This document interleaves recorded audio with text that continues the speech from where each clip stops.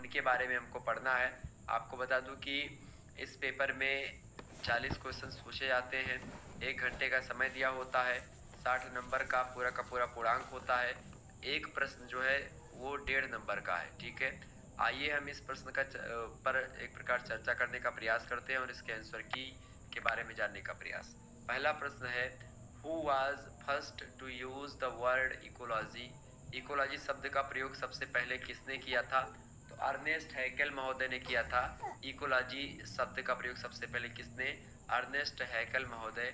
Option number इसका D correct answer हो जाएगा पहले का। दूसरा प्रश्न आपसे पूछा गया है, when is world ozone day celebrated, यानी विश्व ओजोन दिवस कब मनाया जाता है?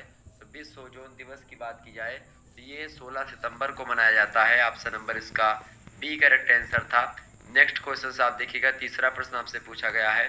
प्रश्न है, how many SDGs were prescribed by United Nations, यानी संयुक्त राष्ट्र संघ के द्वारा कितने सतत विकास लक्ष्य निर्धारित किए गए हैं? तो 17 एसडीजीज जो है निर्धारित किए गए हैं। ठीक है, सतत विकास जो लक्ष्य है, सोशल डेवलपमेंट जो गोल्स हैं, उनकी संख्या कितनी है? 17 है। Option number D correct answer हो जाएगा। चौथा क्वेश्चन आप देखिएगा, the nature of development is, यानी विकास की प्रकृति होती है। तो विकास की प्रकृति जो होती है वो रेखीय होती है। कैसी होती भाई?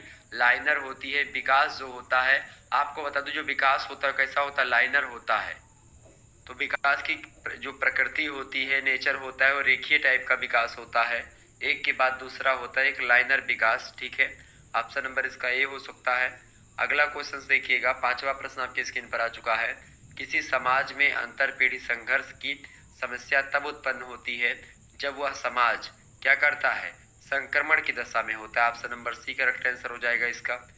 छठा नंबर क्वेश्चन आप देखिएगा, प्रश्न है, वर्तमान युग में अंतर पीढ़ी संघर्ष का एक प्रमुख कारण है।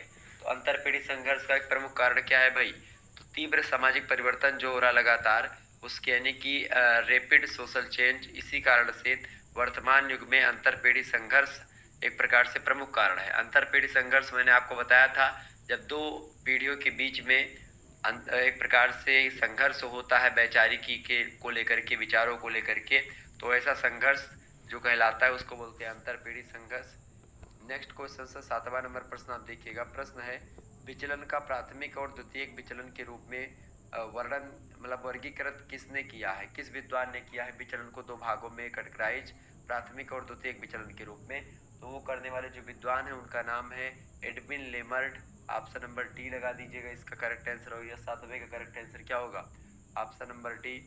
8वां क्वेश्चन आप देखिएगा, मर्टन के अनुसार निम्नलिखित में से कौन एक विचलन का प्रकार नहीं है? फटाफट से आप बताने का प्रयास करेंगे। परंपरावादिता, पलायनवाद, अनुरूपता या नवाचार। देखिए, परंपरावादिता के कारण से बहुत सारे लोग विचलित हो जाते हैं। ठीक है, पलायनवाद के कारण से बहुत सारे लोग विचलित हो जाते हैं, नवाचार की वजह से भी विचलित होते हैं, जबकि अनुरूपता को लेकर के विचलित नहीं होते। अनुरूपता मतलब होता है उनको उन चीज़ों को जानना समझना, मतलब उसी चीज़ के अनुरूप काम करना। ऑप्शन नंबर सी का करेक्ट आंसर हो जाएगा।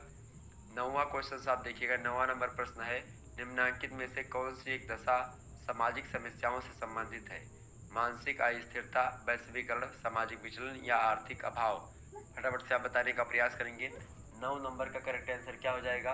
बिल्कुल, सामाजिक विचलन जो होता है वह सामाजिक समस्याओं से संबंधित है, जबकि वैश्वीकरण, आर्थिक अभाव और मानसिक अस्थिरता ये सामाजिक समस्याएं नहीं है। सामाजिक विचलन जो है एक सामाजिक समस्या है। Option number B correct answer हो जाएगा। नेक्स्ट क्वेश्चन आप देखिएगा, 10वां नंबर प्रश्न आपसे पूछा गया है, निम्नलिखित में से कौन सा एक तत्व अपराध की कानूनी अवधारणा से संबंधित है?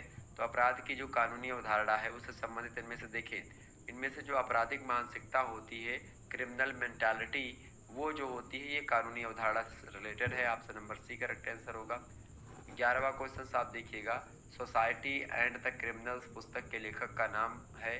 तो सोसाइटी एंड द क्रिमिनल्स जो पुस्तक लिखी है वो किसने लिखी है? डॉक्टर सेथना ने लिखी है, MJ Sethna. Option number B correct answer हो जाएगा इसका। 12 नंबर प्रश्न आपसे पूछा गया था, विचलन घटित होता है। विचलन जो घटित होता है जब दोषपूर्ण क्या होगा? समाजीकरण हो सकता है, या फिर सामाजिक स्तरीकरण के कारण भी कभी कभी विचलन होता है।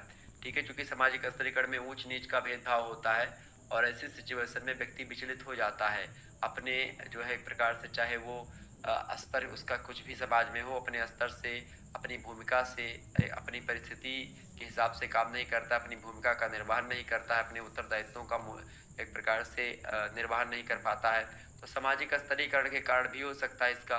ठीक है, तो 12 नंबर का जो करेक्ट आंसर हो जाएगा वो ए भी हो सकता है और बी भी हो सकता है, आपको मैं बताऊं।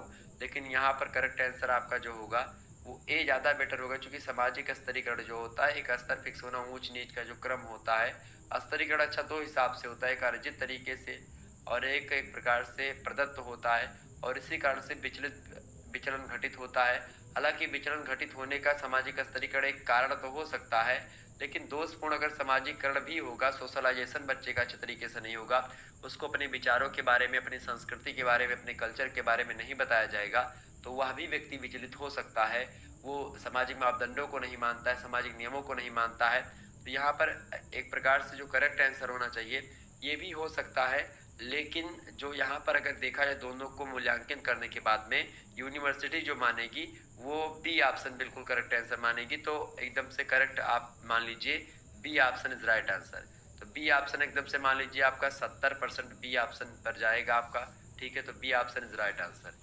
अगला क्वेश्चन साहब देखिएगा, 13 नंबर प्रश्न है, हिंदुओं में दहेज की समस्या विवाह के किस रूप से संबंधित है, बताएं।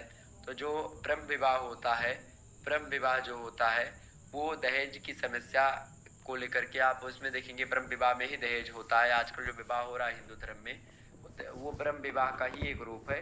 जो गंधर्व विवाह की बात की जाए तो गंधर्व विवाह जो प्रेम विवाह होता है वो होता है।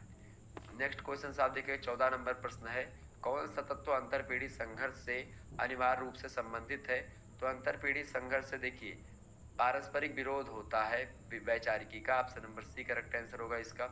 अगला क्वेश्चन से 15 नंबर देखिएगा, किसी समाज में निर्धनता के मूल्यांकन के लिए निम्नलिखित में से कौन सा मानदंड सही नहीं है।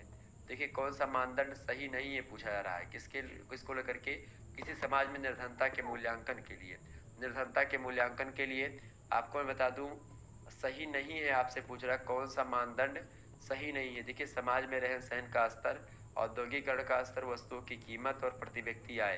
तो निर्धनता के मूल्यांकन के लिए निम्नलिखित में से कौन सा मानदंड सही नहीं। देखिए समाज में रहन सहन का स्तर, औद्योगिकरण का स्तर और प्रति व्यक्ति आय, ये एक प्रकार से, अच्छा वस्तुओं की कीमत भी एक प्रकार से। तो यहाँ पर करेक्ट आंसर क्या हो जाएगा आपका 15 नंबर का, रहन सहन का स्तर कैसा है, ये भी एक प्रकार से मूल्यांकित करता है। खास करके किसी समाज में निर्धनता के मूल्यांकन के लिए हम रहन सहन के स्तर को भी देखते हैं, ठीक है, वस्तुओं की कीमत को भी देखते हैं, प्रति व्यक्ति आय भी देखते हैं। हालांकि समाज की अगर बात की, समाज में निर्धनता के मूल्यांकन के लिए तो प्रति व्यक्ति आय राष्ट्र को लेकर के देखा जाता है, तो ऑप्शन नंबर यहाँ पर आप डी लगा सकते हैं। ठीक है, प्रति व्यक्ति आय जो होता है राष्ट्र को लेकर के देखा जाता है, लेकिन प्रति व्यक्ति आय समाज को लेकर के भी अगर आप चाहें तो निकाल सकते हैं, लेकिन एक राष्ट्र की इनकम निकालने के लिए हम प्रति व्यक्ति आय निकालते हैं।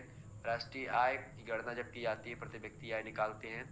वस्तुओं की कीमत, यहाँ पर करेक्ट आंसर हो जाएगा बिल्कुल सी ऑप्शन, वस्तुओं की कीमत इसका करेक्ट आंसर हो सकता है। C option is right answer. नहीं है पूछा जा रहा है, यहाँ पर है नहीं पूछा रहा है। किसी समाज में निर्धनता के मूल्यांकन के लिए निम्नलिखित में से कौन सा मानदंड सही नहीं है। निर्धनता के मूल्यांकन में देखिए समाज में रहन सहन का स्तर क्या निर्धनता को मूल्यांकित करता है। औद्योगिकरण का स्तर वहां पर कितना है, क्योंकि उद्योग जितना ज्यादा होंगे उतने ज्यादा नौकरी लगेगी, उतने ज्यादा लोग एक प्रकार से ठीक ठाक तरीके से खाएंगे पिएंगे, रहन सहन का स्तर ठीक होगा। वस्तुओं की कीमत कैसी है ये मैटर नहीं